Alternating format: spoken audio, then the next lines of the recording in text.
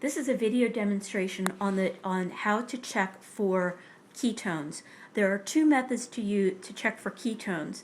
Ketones are problematic because although carbohydrates are your body's preferred source of energy or glucose, if your body cannot utilize those carbohydrates, your body breaks down fats and proteins, and they aren't metabolized as efficiently as carbohydrates, and there's some leftover product, and that leftover product is ketones. When ketones build up in the blood or in the urine, it can lead to diabetic ketoacidosis, which is a medical emergency. At camp, we have two different ways of checking for ketones. We can use a blood glucose meter with the Precision Extra with special strips, and we can also use check urine ketone strips, check urine for ketones. Urine is not as accurate because urine may have been sitting in the bladder for some period of time. So for younger children, when you're out on activities that you can't get to a bathroom, the Precision Extra is very convenient to do. The first thing we need to do is code the blood glucose meter. This particular code strip, which has the number 75001, will correspond with this batch of strips, and it says lot number 75001. So I'm going to open up the chip code strip and put it in the meter. The meter will turn on, and the code is 75001. You only have to change the code if you open up another box of strips and the code number is different.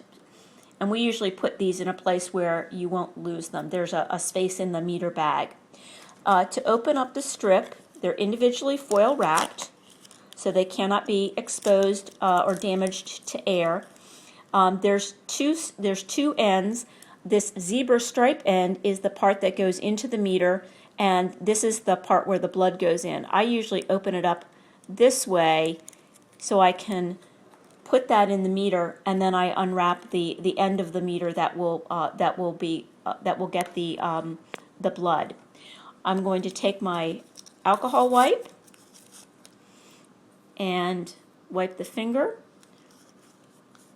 We'll wait for that to dry.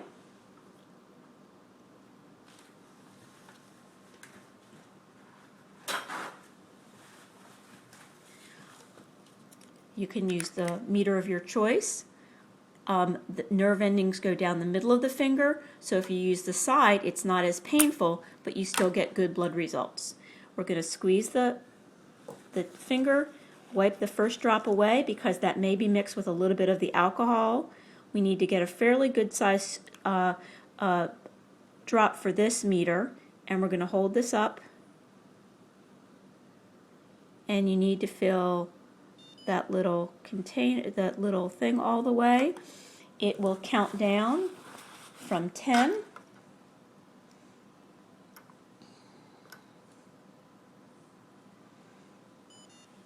And the result is 0.1. You'll notice that the results for the blood ketone meter is in millimoles per liter, which is not something that we commonly use in the United States. However, there are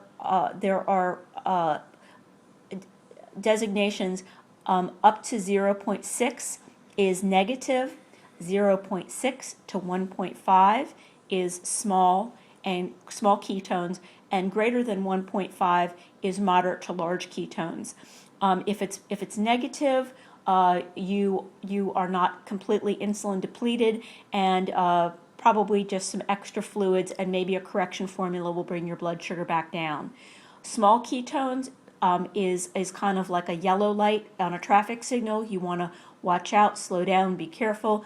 You may want to give a correction dose of insulin and extra fluids. If moderate to large ketones, usually you need a correction formula of insulin as well as a little bit more to help reverse those ketones, as well as drinking lots of fluids.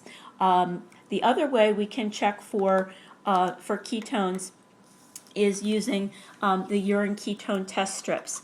Again, They come in either large vials or individually foil wrapped strips. You expose the strip. You can see it's a little tan colored. You're going to dip that in your urine and wait exactly 15 seconds. And then compare the color on the chart.